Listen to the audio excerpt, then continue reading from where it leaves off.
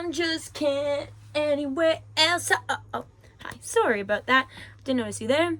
Hi, I'm Lenore WTF, and this is my first video like this on this YouTube channel, so I hope you enjoy.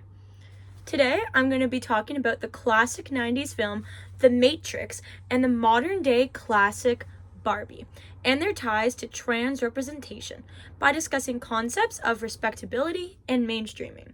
In real life, I am a student, and I double major in cinema studies and sexual diversity studies, which makes me particularly interested in this subject matter. Kenland? Kendom. Kendom. Kendom Land. Land of the free and the men. Right. Well, this place Kendom is Land. really great. And the Kens really are just better at ruling than the Barbies ever were. Well, we just took patriarchy and, made a patriarchy. Yeah. Both The Matrix and Barbie are mainstream movies providing representation of trans people. Today, I'm talking about the nature of trans representation as they apply to mainstreaming and respectability. First, a definition of these terms. Mainstreaming is the controversial process by which queer and trans people become accepted in a mainstream cis-het society. Professor Vincent Doyle, on page 6 of his book, Making Out in the Mainstream, says, "It's promoting the seductive fantasy that gays and lesbians could assimilate seamlessly into liberal society and be seen as virtually normal." Doyle discusses how many queer theorists are critical of mainstreaming as it can force queer people to assimilate to liberal straight norms rather than challenging the system.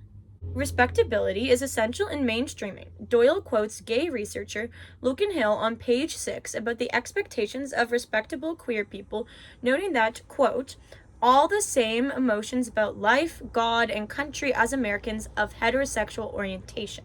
It is the world that has been pulled over your eyes to blind you from the truth. What truth? That you are a slave, Neo. Like everyone else, you were born into bondage, born into a prison that you cannot smell or taste or touch. A prison for your mind. If you somehow don't know, The Matrix is a 1999 sci-fi film about a hacker named Neo, played by Keanu Reeves, who is trapped in a simulated world who must save humanity from AI.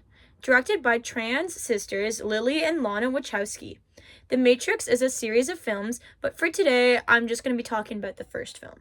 This is a real rager, Barbie. Thanks, Barbie. Gosh, this night is just perfect. It's perfectly perfect. And you look so beautiful, Barbie. Thanks, Barbie. I feel so beautiful. So do I. This is the best day ever. It is the best day ever, and so is yesterday, and so is tomorrow, and so is the day after tomorrow, and even Wednesdays, and every day from now until forever.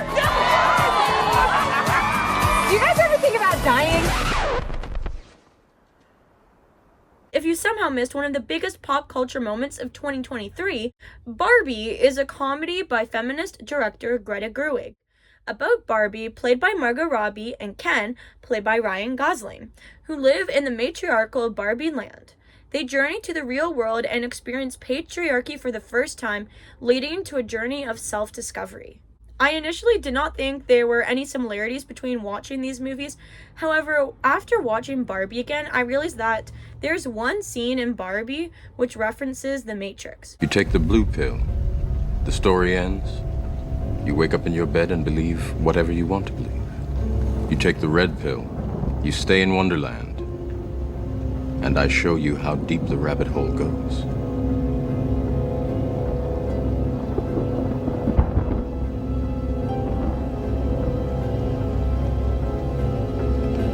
Remember, all I'm offering is the truth, nothing more.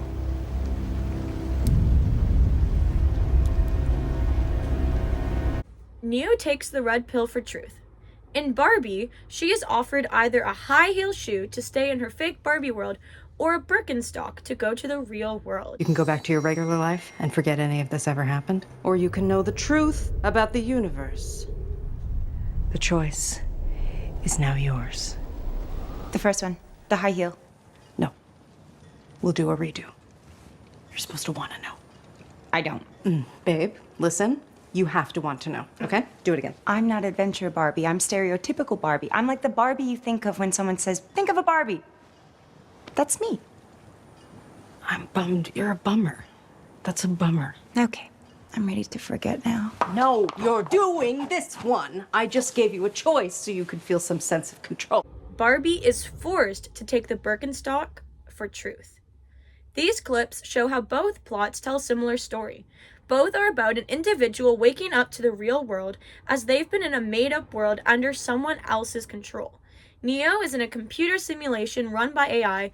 Barbie is in a world overseen by toy company Mattel. Both leave their false worlds to join the imperfect real world to search for who they truly are. The movies unveil hidden impressions existing in our lives that we need to wake up to. While there are no trans characters in The Matrix, it is a trans metaphor written and directed by transgender sisters closeted at the time. Co-director Lilly Wachowski acknowledges this metaphor, saying in a 2020 interview that The Matrix was all about the desire for transformation, but it was all coming from a closeted point of view. Wachowski mentions they planned a character called Switch, who's a woman in The Matrix and a man in real life. As Emily St. James points out in a 2019 Vox article, the studio didn't allow it as they worried mainstream audiences wouldn't understand. The acceptance of trans characters has become more mainstream since 1999, as the same studio, Warner Brothers, had a trans actress in 2023's Barbie movie. In their book, Taking the Red Pill, authors Currin, Lee, Brown, and Hammer discuss how The Matrix is a metaphor for the transgender journey of self-acceptance.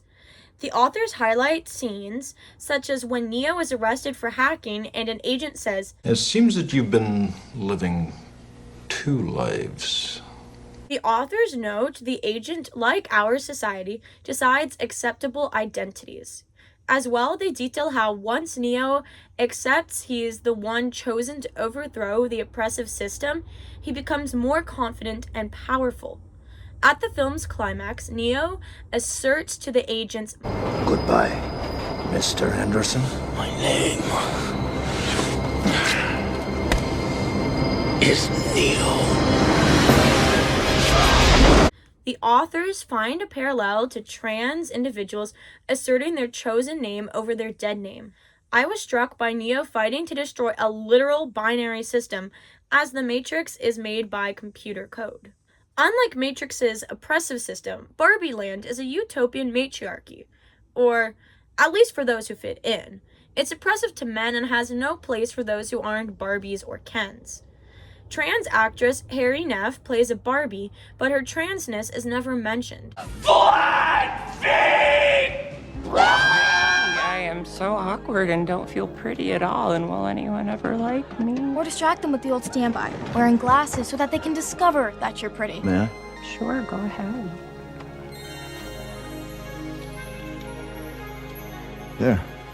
Now we can see your beautiful face. In an Out magazine article, Neff states, Barbies are Barbies. They're not human women. They're dolls. They don't have genitalia. David Heyman, the executive producer, told me that when he saw my tape, he didn't know I was trans. He just knew that I got the tone of what they were going for. It's probably positive for Mattel to include me in this because we're trying to show all different kinds of Barbies, but that's not why I got the role. I got the role because I fit the role. In Barbie Land, there's no place for people unfit for the binary system like queer-coded Alan and weird Barbie. There are no multiples of Alan. He's just Alan. Yeah, I'm confused about that. Come into my weird house. Hi, I'm Weird Barbie. I am in the splits. I have a funky haircut and I smell like basement. At the movie's end, they resolve to give men equal rights and to be nicer to weird Barbie and Alan, but the binary system is still upheld. This reflects Doyle's critique of mainstreaming as expecting queer people to normalize to liberal society. A trans woman who passes is perceived as respectable and thus acceptable. The implication is that a non-binary person wouldn't be accepted. While the Barbie movie has these problematic elements, there is an argument that it's progress in the acceptance of queer people. In her 2019 book, Transgender Cinema, Rebecca Bell-Metereau notes at page 114 that some academics believe movies and television shows that present gay and trans people in a positive light have been crucial in changing public opinion and led to important legal reforms, such as legalizing gay marriage. This movie also made me wonder if mainstreaming and acceptability still have an important place in society, particularly when there's been less and less support of trans people and when conservatives want to take away their rights. Can films like Barbie help to combat this? I don't know. Maybe? As Doyle writes on page 12 of his book, quote, mainstreaming may be inauthentic and may debase left progressive ideals, but it does not merely reproduce the dominant power structure. It also shifts it in ways that need to be better understood. This leaves me with the question, which movie is more progressive for trans representation, The Matrix or Barbie? While Barbie casts a transgender actress, it promotes mainstreaming and the need for respectability of trans individuals. There's no outright acknowledgement of queerness or transness, but the subtext is of acceptance of those who are respectable. On the other hand, while The Matrix doesn't have any trans characters, the metaphor encourages trans people to destroy the system oppressing them. It radically tells trans people to be their authentic self. Interestingly, Barbie has incited rage among the far right. Folks, I just got back from the theaters seeing Barbie and Oppenheimer. I'm about to review both of them. I'm going to tell you which one of these is the best blockbuster of 2023 and which one is maybe the worst. I bet he loved our movie, right, Ken? For those of you who can't wait that long, I'm going to give my review of the Barbie movie in the most Oppenheimer fashion. What the Run.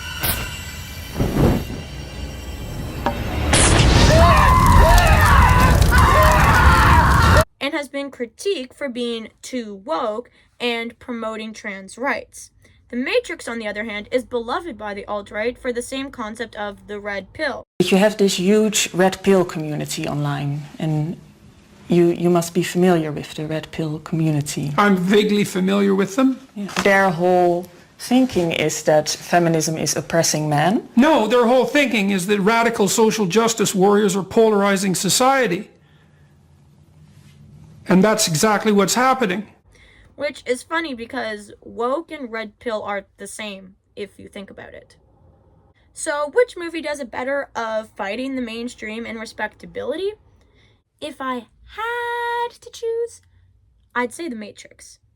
If you think of the film as a radical trans metaphor, that is. However, both films are part of mainstream culture and both play into the concept of respectability in the sense that the stars of the movies are conventionally attractive and a mostly white cast. I was always a fan of mainstreaming and thought that it was a good thing because it could help more conservative-leaning people to be more accepting of queer and trans people. But now I realize this shouldn't be the only representation available. Trans and queer characters shouldn't always have to be respectable to cis heteronormative standards. As I wrap this up, I hope that in the future there'll be a movie with the messaging of The Matrix but with trans actors. I also hope for a sequel to Barbie where the existence of trans characters is acknowledged. I wonder when we'll get a big budget movie about a trans action hero with other trans, non-binary, and queer teammates fighting the gender binary, patriarchy, and the colonial system. Would a major studio ever support such a film? Or a smaller independent company? I mean, we have The People's Joker, which is pretty good, although not made by DC. Gotham City is nothing but neon biker gangs, leather freaks, and cross-dressers. Is that what you want? Come home! No, I won't, Mom. I'm gonna be a comedian. It's like blurry, cracked mosaic of all these gender revelations. I'm trans. Well, I'm sorry. Well, I'm not sorry. I just want my happy little boy back. I just don't feel like a boy. Fear not, for I have developed an experimental treatment. You'll be Mama's happy little boy. Also comes in rainbow for pride. In 20 or 30 years, will this type of film be part of the mainstream, though? If you enjoyed this, please like, comment, share, subscribe. It means the world to me. I also make music and short films similar to the subject matter, so go check those out too. I'm on all streaming platforms and my films are on YouTube. Have a great day. Bye.